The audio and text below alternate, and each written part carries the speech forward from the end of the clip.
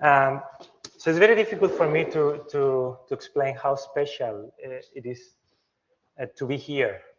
And it is very special because Pepe was my mentor, as he was the mentor of many of you as well. And I have been very lucky to have great mentors along the way, and some of them are here today, like Antonia and Enrique, and Paco as well. But I have to say that Pepe has been the mentor that has had the strongest impact in my career and in my life.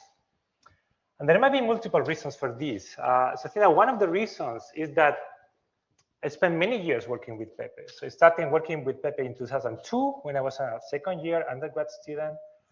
And I left his lab in 2012 after I completed my PhD. But I think that the main reason why he has been so influential in my career is because he never really stopped being my mentor. So after I left the lab, Pepe was always there for me. And every time I visited Sevilla, I had lunch with him and we had conversation. And he was always this guy that just coached me and would help me to make important decisions for my career. So today, my goal is to share some of the things I learned through Pepe. And specifically, I want to just share two of the lessons I learned with him. So the first one is like going to the core of classical genetics. So what is classical genetics? I started developing a view of this working with Pepe over the years. And I will have to say that if I have to go to the actual essence of bacterial genetics, I would say that bacterial genetics is just a method.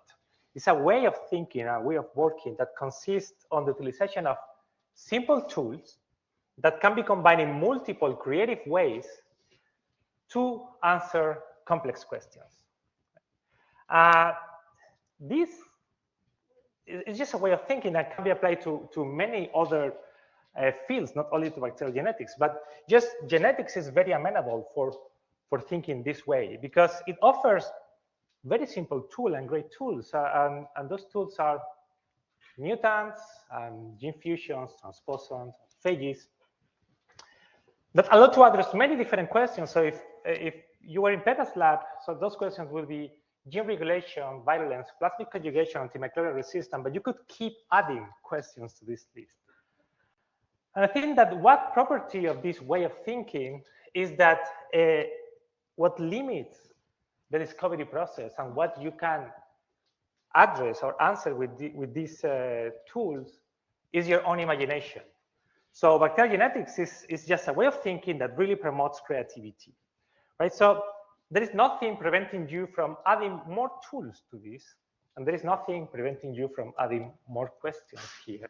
And then you need to find just the way of combining them to address the questions.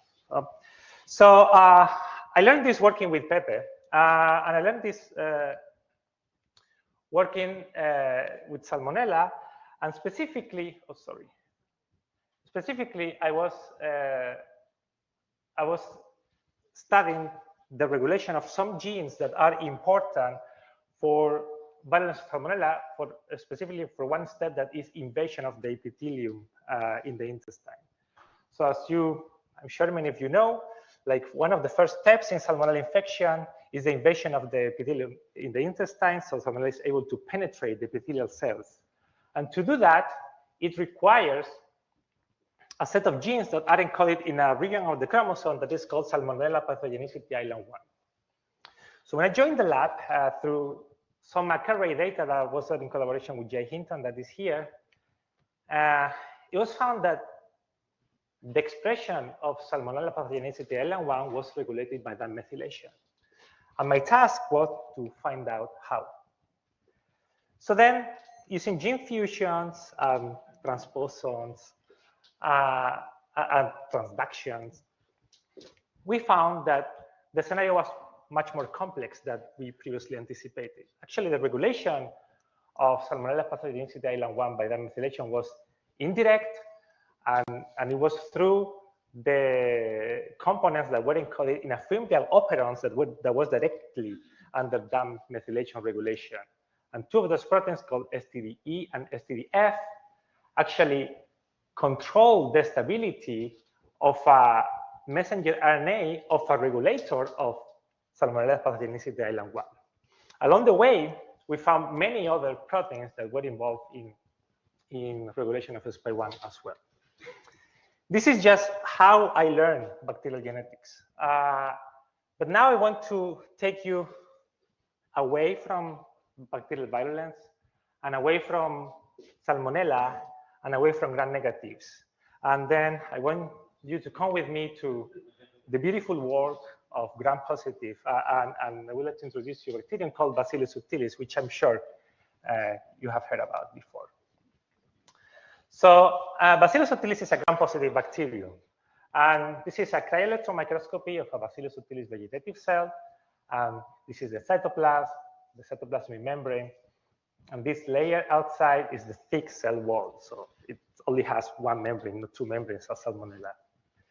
And one particularity of Bacillus subtilis is that under condition of nutrient starvation, when it runs out of food, it is able to trigger a developmental process that leads to the formation of spores. And as you can see, the spores have a structure that is quite different from the vegetative cells. It has multiple layers, and spores are metabolically dormant, so they don't have a detected metabolism, and they are resistant to many, many environmental challenges like heat, desiccation, radiation, antibiotics. When nutrients are back, spores can germinate to regenerate a vegetative cell, and this vegetative cell can just grow and divide. So particularly, I'm going to focus in this process of spore formation, sporulation.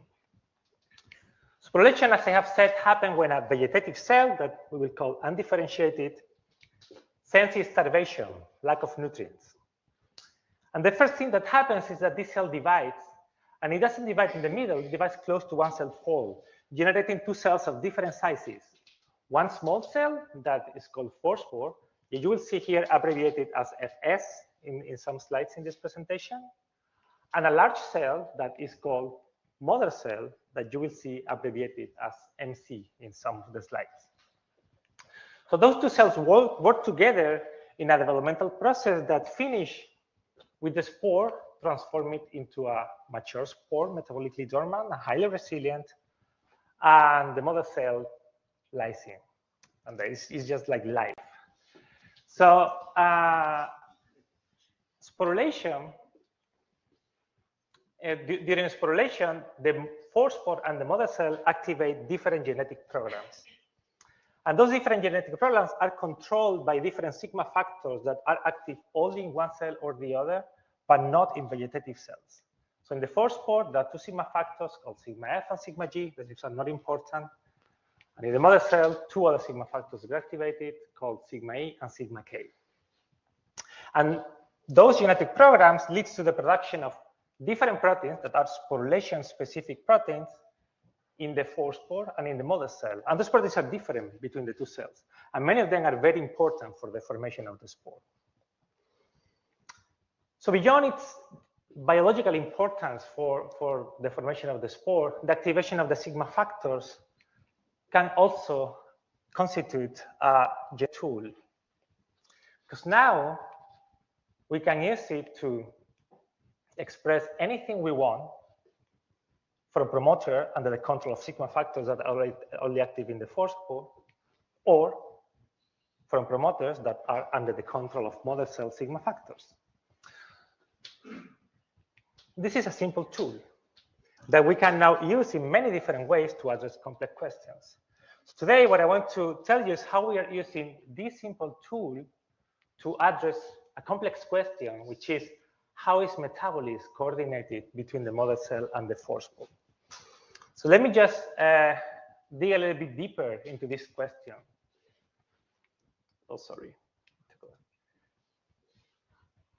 So as I have said, the sigma factors activated in the mother cell and the forespore lead to the production of proteins that are different in each cell.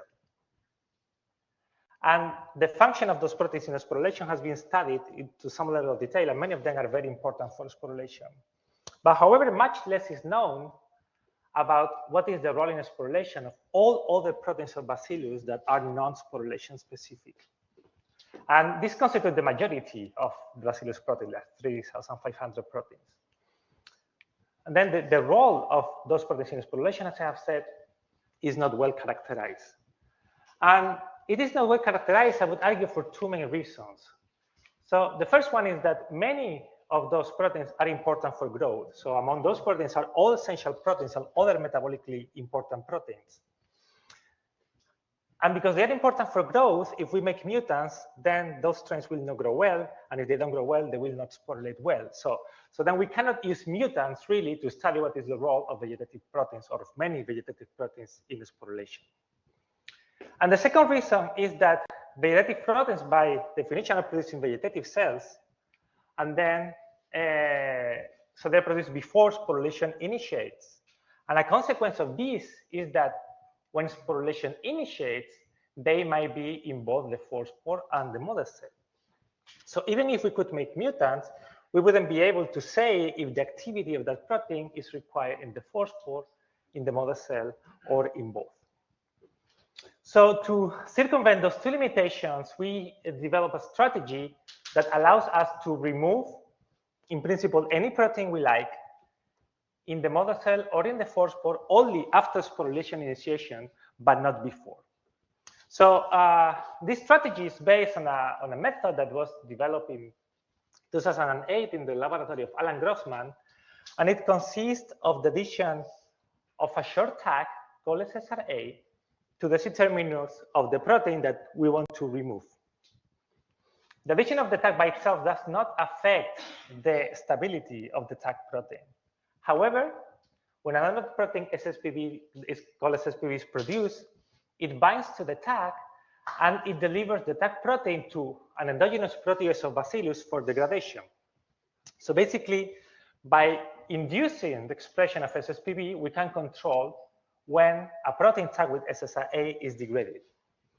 So to adapt this to sporulation, we only need to do the following. So if you imagine that this is the forespore and this is the mother cell, and the green color here represents a protein that is tagged with SSRA, we can just express SSPB in the forespore using promoters and the control of forespore sigma factors, and we would expect protein to be degraded in the forespore but not in the mother cell.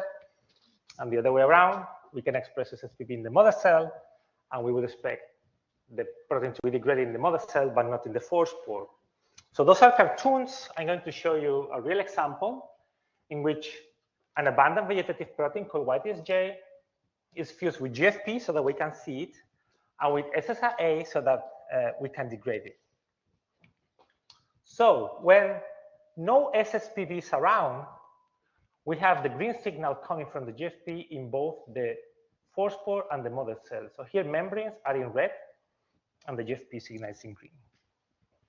When we express SSPB in the forespore, we can see that the GFP signal disappears in the forespores, but not in mother cells. When we express SSPB in the mother cell, then the signal is gone in the mother cell, but not in the forespores. And we can also express SSPB in both forespore and mother cell simultaneously. And then we can see that the signal is gone in both forespore and mother cells, but not in vegetative cells that have not started sporulation yet. So, so we show you just a couple of movies to see how fast is degradation. So you will see here, so this is forespore, so forespore and mother cell, forespore and mother cell. Here you will see the signal going those two little forespores. And in this movie, you will see just degradation in this mother cell. So this is not real time, so this is a 35-minute movie put in a few seconds. But we can calculate the half-life of this protein once degradation starts.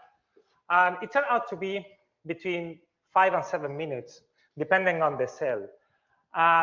Just to give you a temporal reference, sporulation in this condition takes 4 or 5 hours. So we can actually remove most of the desired protein, the tag protein, relatively early in the context of the whole sporulation process.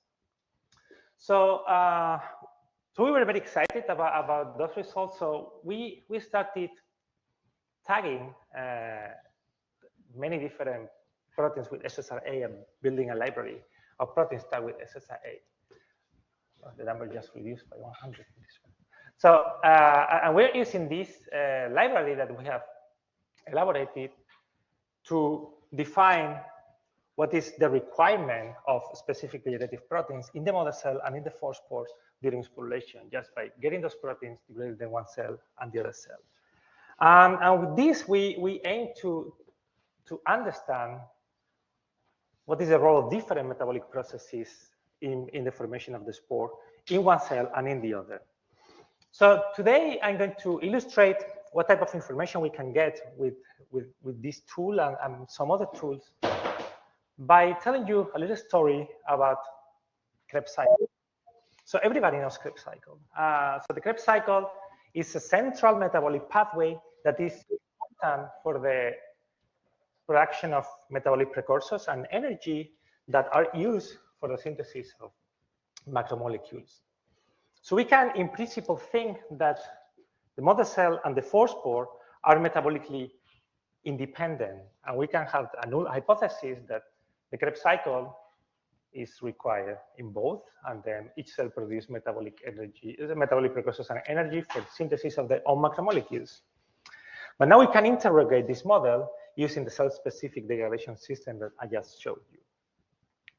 So the idea is that we can block synthesis of macromolecules in one cell or the other cell, and then see what happens with sporulation. So specifically, we have tested with a variety of things, but here I'm showing degradation of the effect of degradation on the sporulation of ribosomal proteins. Okay, so here you have actually 3 columns, and this graph represents the sporulation efficiency. So how well they sporulate when the proteins are present or absent. So in gray is when the proteins are tagged with SSRA but not degraded, no SSPB around. In blue is when degradation happens in the four spore, and in red when degradation happens in the mother cell. You don't see here the blue and the red columns because sporulation efficiency is dramatically reduced when you degrade ribosomal proteins. And this is completely expected because the sporulation requires the synthesis of all those sporulation-specific proteins in the four spore and in the mother cell. So this is completely expected. But what happens if we go one step backward and then we degrade proteins involved in the synthesis of some metabolic precursors? So here I'm showing you 2 examples of what happens when you degrade a protein involved in the synthesis of arginine and a protein involved in the synthesis of threonine. And what happens is that degradation in the four spore has no effect on sporulation efficiency. However, we have some decrease in sporulation efficiency when those proteins are degraded in the mother cell, indicating that those proteins are required in the mother cell, but not in the four spore for completion of sporulation. But what happens if we go like one step forward again, backward again, and then we degrade proteins directly from the TCA cycle? So here you have all the 2 examples. So of the fumarase and the isocitrate dehydrogenase. So here, when the proteins are degraded in the four spore, again, there is not much effect on the sporulation efficiency. However, there is a pretty strong effect when the proteins are degraded in the mother cell, much stronger than when proteins involved in the synthesis of amino acids are degraded. Probably because by blocking the Krebs cycle, you are blocking the synthesis of many metabolic precursors, not just one. So what this indicates is that the null hypothesis that we made before is not correct, and that the Krebs cycle and the synthesis of at least some metabolic precursors are not required in the four spore, but they're required in the mother cell. So this brings the question of where does the four spore get the metabolic precursors and the energy necessary for the synthesis of their own macromolecules? And one possibility is that it gets it from the mother cell. So if this is true, then the synthesis of macromolecules in the four spore should depend on the activity of the Krebs cycle in the mother cell. Yes. So to test this idea, we use a strategy to label newly synthesized proteins with fluorescence so that we can see which cell is producing proteins. And for this, we use a click chemistry approach. So for those of you that don't know click chemistry, so click chemistry is based on the reactivity of functional groups that are typically not found in living organisms.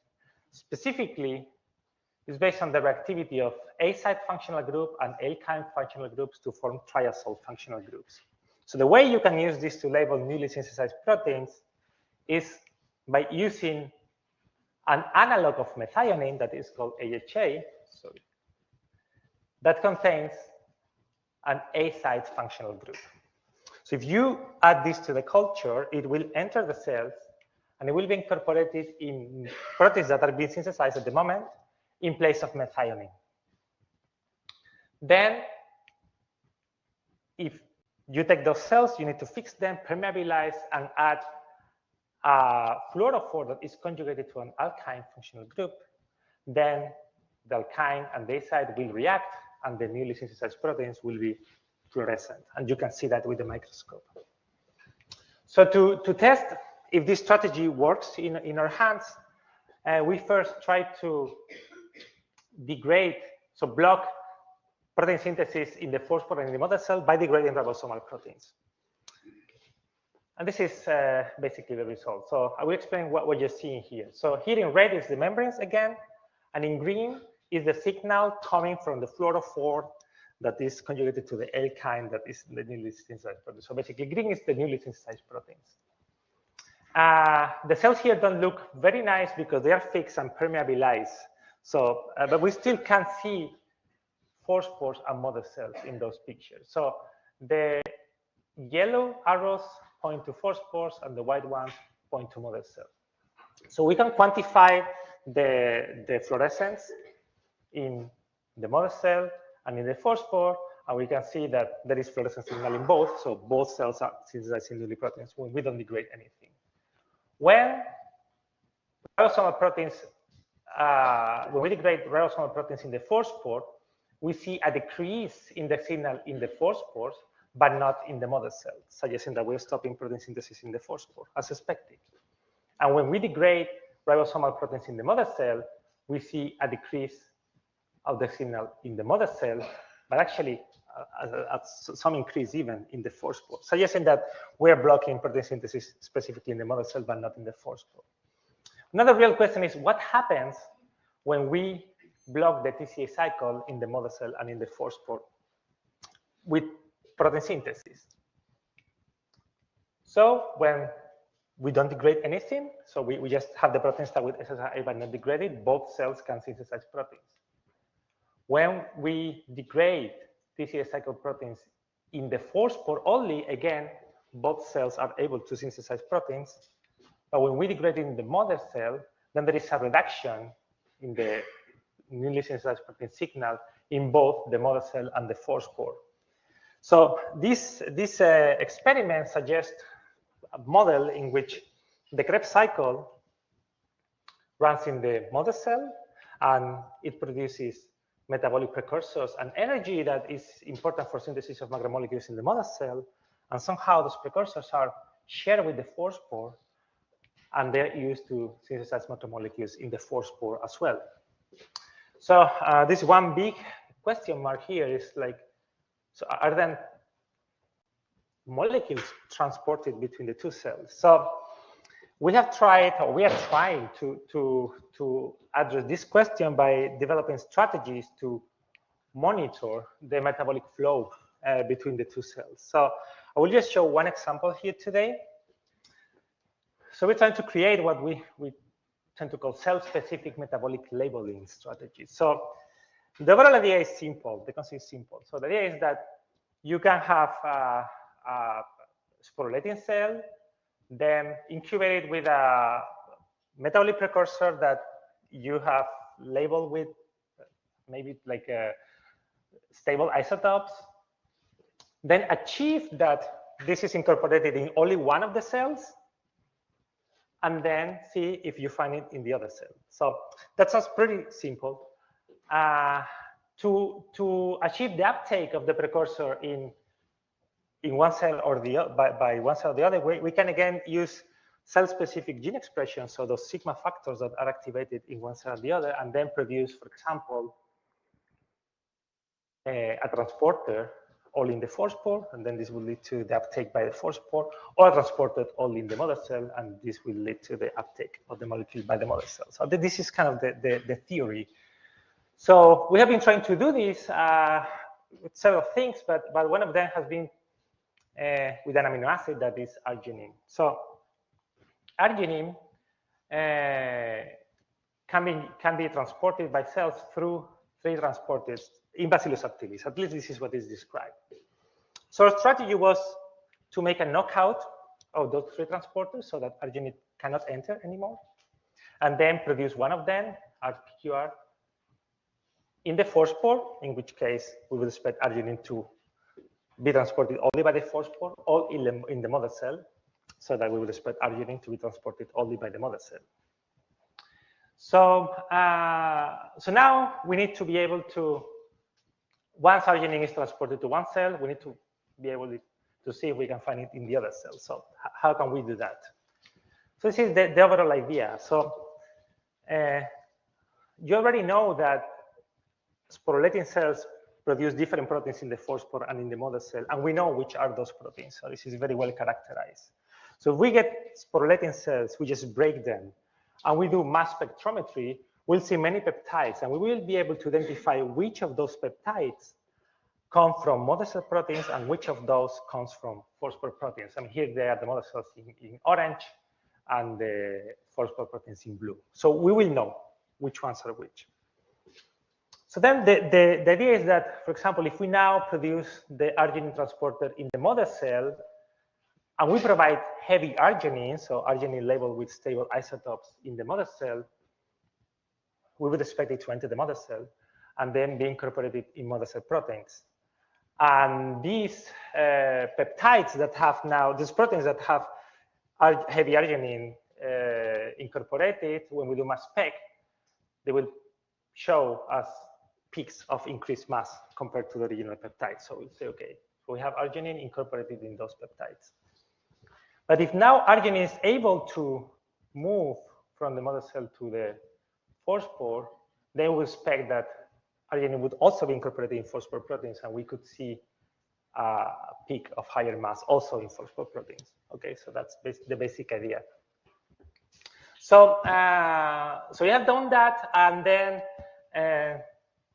first, like this is just a control in which we provide heavy arginine, but there is no arginine transporter really there. So, and one thing that happened is that even without arginine transporter, there is a significant fraction of the peptides that contain heavy arginine. I mean, what this is telling us is that those 3 transporters that were described are not the only 3 transporters, the only way for the cell to uptake arginine. So there are other things that can bring arginine inside too. So when we now produce the transporter in the phosphor, we have somewhat like a mild increase in the fraction of labeled peptides in the phosphor. We also have the same mild increase in mother cell peptides. This is mild, but we still think this is significant. And the reason is that the phosphor probably has a very limited amount to bring in arginine for 2 reasons. One is that it is pretty small compared to the mother cell, so it has a very small surface area. But the other is something I didn't tell you, that is that soon after sporulation start, the mother cell engulfs the phosphor, and the phosphor is actually inside the mother cell for a long period of time during the development of the spore. So during this time, the phosphor just have no access to the extracellular medium. So arginine cannot be imported directly to the phosphor. There is only a limited amount of time in which this can happen. So now when we produce the transporter in the mother cell, we see a larger increase in the fraction of peptides that are labeled with arginine in the mother cell, but we also see a similar increase in the phosphor. So what this result indicates is that actually arginine transported in the mother cell can probably be moved to the phosphor and be incorporated into phosphor proteins. So, so those results support this model that I have shown you before, in which the model cell take care of production of metabolic precursors and energy, and then metabolites can move between the two cells, probably mostly from the mother cell to the force pore, but there's also a possibility that they move the other way. And this fits with a model that has been in the field for a long time. This is the idea that the mother cell nurtures the force pore during sporulation. And this might be true for central metabolites. But when we go to the whole map and start looking at other things, we find that the picture is actually much more complex than that. And so we have, it's true, like if you check a production of energy and different metabolic precursors, those seem to be provided by the mother cell and used also by the force pore. But we have examples of other molecules like phospholipids, which can be provided by either cell and can be moving between the two cells. And we have other examples like peptide glycan precursors that need to be provided independently from each cell. So all those are active areas of research now in my lab.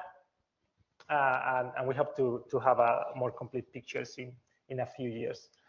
So with this, I finish the first lesson that I learned from Pepe of combining simple tools to answer complex questions. And now, very briefly, I just want to share with you a second lesson that I have learned from him. So I have learned from him that science is important. And he was very enthusiastic about it. And he spent a lot of time in the lab, and this was clear. But I have also learned from him that there is something that is more important than the science we produce. And this is our ability to inspire people that work with us. And I think that we all can agree that Pepe had a gift for inspiring us. I think that this is precisely the reason why we are all here today, is because somehow at some point of our careers or interaction with Pepe, he inspired us. So he transmitted something to us. And this has an interesting consequence, something that we can derive. So what this tells us is that we are actually the legacy of Pepe, like all of us. And I think we, like I put here like a big we, because it's we as students. So obviously we are the legacy of Pepe, but also collaborators, also colleagues, family. So everybody that interacted with Pepe and that got some inspiration from here is part of Pepe's legacy. So if we, the best tribute we can do to honor Pepe's memory is to transmit the passion for whatever we do to people working around us. And if we do that, then we can be sure that Pepe's legacy will keep expanding for many years to come. So thank you very much.